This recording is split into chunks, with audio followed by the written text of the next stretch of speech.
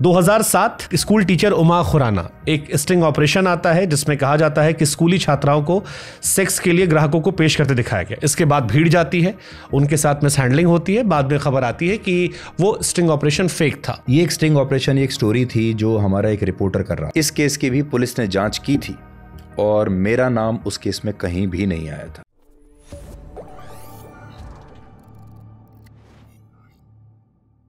ये इस केस में, हालांकि जो मैं केस जिक्र करने वाला हूं, इसमें मैंने हिंदुस्तान टाइम्स में एक आर्टिकल पढ़ा आपका, जिसमें आपका एक वर्जन था जो मैंने पढ़ा हुआ है, लेकिन आई एम श्योर कि दसों हजारों लोगों ने नहीं पढ़ा होगा क्योंकि ये काफी ज्यादा कमेंट सेक्शन में था। 2007 एक स्कूल टीचर उमा खुराना एक स्टिंग ऑपरेशन आता है जिसमें कहा जाता है कि स्कूली छात्राओं को सेक्स के लिए ग्राहकों को पेश करते दिखाया गया। इसके बाद भीड़ जाती है, उनके साथ मिस हैंडलिंग होती है। बाद में खबर आती है कि वो स्टिंग ऑपरेशन फेक था और वो बाइज्जत बरी हो जाती हैं। आप पर यह एलिगेशन आता है कि एक स्कूल टीचर की, एक साधारण सी महिला की जिंदगी आप लोगों ने बर्बाद कर दी।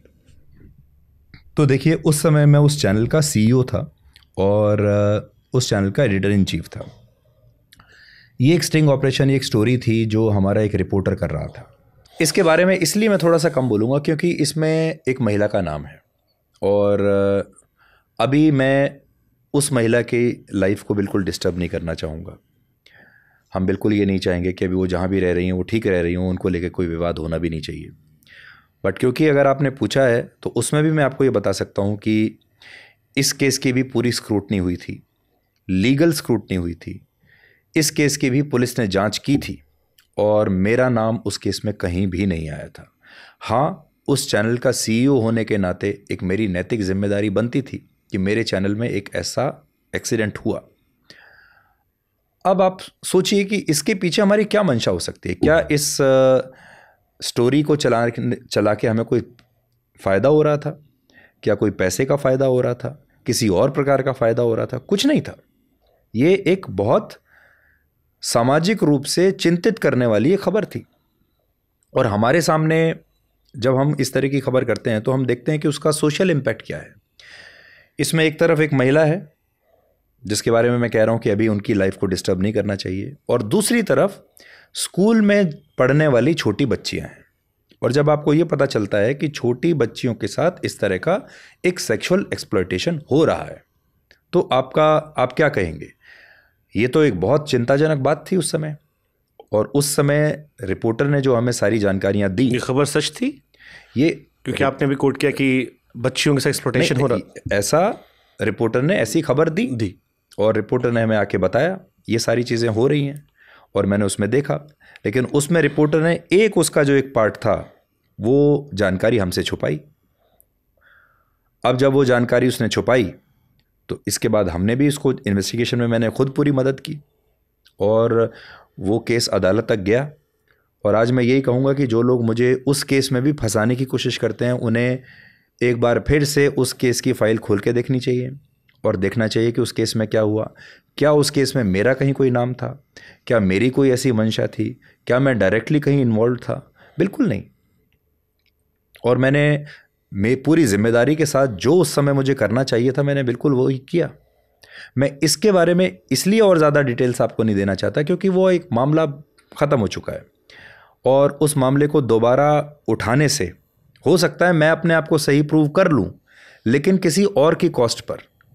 और जैसा मैंने कहा कि अब मैं महिलाओं को तो वैसे भी बिल्कुल उनको पूरा अधिकार है कि अब अगर उनकी ज़िंदगी ठीक चल रही है तो मैं सिर्फ इस कारण अपने आप को रोक रहा हूँ क्योंकि मैं नहीं चाहता कि किसी भी महिला की ज़िंदगी अब उससे दोबारा से प्रभावित हो। उसको लेकर भी मुझे जितना अपयश मिलना था, मेरी जितनी बदनामी होनी थी, सब हो चुकी।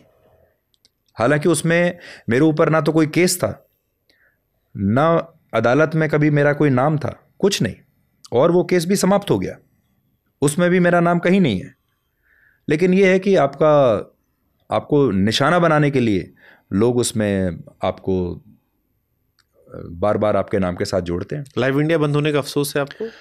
इसमें भी देखिए बड़ी इंटरेस्टिंग बात है। उस समय कांग्रेस की सरकार थी, एक पूरा माहौल बना दिया गया कि ऐसा हुआ और उस सरकार ने लाइव इंडिया के ऊपर 1 महीने का बैन लगा दिया। ये भी जांच करने का एक विषय है, लेकिन उस बैन को सरकार ने 10 दिन में वापस ले लिया। तो मुझे जो याद है शायद 1 हफ्ता या 10 दिन वो बैन रहा, और उस बैन को, उस प्रतिबंध को सरकार ने बीच में ही वापस ले लिया और वो चैनल फिर से चल पड़ा।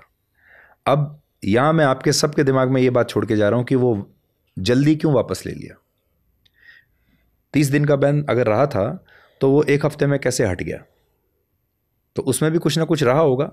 लेकिन जैसे मैं हमेशा, अभी भी मैंने कहा कि हजारों जवाबों से अच्छी खामोशी होती है कई बार, तो इस पे मैं बस खामोशी रहना चाहता हूँ। महिला का जिक्र है, आप कह रहे हैं महिला का जिक्र है तो उसमें और ज़्यादा अंदर जाने की ज़रूरत नहीं। और मैं किसी भी महिला की कीमत पर अपने आप को सही साबित करने की कोशिश कभी नहीं करूँगा। शायद केस उमा जी ने खुद ही वापस ले लिया था, और वो वापस भी ले लिया था, उन्होंने वापस ले लिया था वो केस। बिल्कुल, बार बार मैं यही कहता हूँ, जो लोग ये आरोप लगाते हैं वो ना तो इन्वेस्टिगेट करते हैं, ना पुलिस की फाइल को पढ़ते हैं, ना कोर्ट के आदेश को पढ़ते हैं, और उसमें से जो चीज़ मेरी ओर इशारा कर रही होती है सिर्फ उसको पिक कर लेते हैं और बाकी चीज़ों को भूल जाते हैं। मैं तो ये भी कह रहा हूं कि जो लोग कहते हैं ये पूछिए, वो आकर यहां नहीं बैठ सकते, क्योंकि अपनी थाली में छेद होते हैं उसको आदमी छिपाना चाहता है। तो ये तो मैं जिन लोगों ने सवाल ही पूछे थे, चाहे वो जुबैर हो, मैं नाम लेके कह रहा हूँ, मैं तो उनको भी आमंत्रण दे रहा हूँ कि आपने मुझसे कहा, मैंने सवाल पूछा, अब आप भी अपने आप को देशभक्त कहते हैं, आप भी आइए, मैं खुले मंच से आमंत्रण दे रहा हूँ। जो सवाल मुझसे दुनिया कहेगी मैं आपसे ही पूछूंगा। और अगर आप नहीं पूछ सकते हैं सवाल तो फिर आप सिर्फ क्रिटिसाइज मत कीजिए सेलेक्टिव होकर, और अगर आप में हिम्मत है तो विद ऑल ड्यू रिस्पेक्ट, जिस सम्मान से मैं सर से सवाल पूछ रहा हूँ उसी सम्मान से मैं आपसे ही पूछूंगा। आप भी आइए, बैठिए, हम भी आनंद लेंगे। देश को भी इस बारे में आपसे जो सवाल आपको लेकर है, क्योंकि आपको लेकर भी धारणा है, वो भी जानने का हक है, और मुझे लगता है ये भी वाजिब होगा कि अदर वे राउंड भी होना चाहिए। देखिए, इन लोगों में खास बात यह है कि ये लोग कहीं नहीं जाएंगे, क्योंकि ये लोग छिप के वार करने वाले, इसीलिए मैंने आज आमंत्रण किया सर। ये कहीं नहीं जाएंगे, ऐसे लोग छिप के वार करते हैं, पीछे से पत्थर मारते हैं, सामने कभी नहीं आते। मैं तो देखिए, मैंने इनमें से किसी को भी ब्लॉक नहीं किया है। बहुत सारे लोग तो इनको ब्लॉक कर देते हैं, मैंने भी कर दिया, मैं पढ़ता हूँ मुझे। तो आपने इनको ब्लॉक कर दिया। मैंने इनमें से किसी को ब्लॉक नहीं किया है। ये सारे दिन भर मुझे गालियां देते हैं, मेरे बारे में उल्टे सीधे लेख छापते हैं, मुझे ही भेजते हैं। इनको मेरे परिवार का पता चल जाए तो उनको भी टैग करके उनको भी भेजने लगेंगे, बिकॉज, तो मैंने किसी को ब्लॉक नहीं किया कभी भी। तो ये मेरा एक वो है कि ठीक है, सबकी जो धारणा है वो स्वतंत्र है अपनी धारणा बनाने के लिए। तो इनमें से कोई भी मेरी टाइमलाइन पे ब्लॉक नहीं है। आपको भी आनंद आ रहा है? नहीं, मुझे आनंद नहीं आ रहा। मुझे इनके ऊपर तरस भी आता है कई बार, और कई बार ये भी लगता है कि we are wasting too much time on them, ये इस काबिल नहीं है। और जब हम इनके बारे में बात करते हैं तो ये सफल होते हैं। यही तो चाहते हैं कि हम और आप बैठ के इनके बारे में बात करें। हमने अगर इनके लिए बात कर ली, इनकी लाइफ बन गई, इनका करियर बन गया, इनको 4 पैसे और मिलेंगे, and we have ensured that. ठीक है, आपने कहा तो सबका भला होना चाहिए। एक आखिरी सर कंट्रोवर्शियल सेक्शन में क्वेश्चन है, जो हमारे दिमाग में भी आया और इस देश के दिमाग में भी रहा। एक खबर आती है देश में नोट की, और फिर उसमें चिप वाली खबर आती है, और देश के 2 बड़े पत्रकारों ने उस बारे में अपने अपने प्राइम टाइम में खबर की कि 2000 के नोट में नए चिप आएंगे। वो ऐसा दौर था जब देश बड़ा परेशान था, लाइनों में लगा था। उस बीच में खबर आई और उसको बड़े अच्छे से एक्सप्लेन किया गया। एक तो होता खबर बताना, एक होता उस पर काफ़ी डिटेल्ड बताई गई।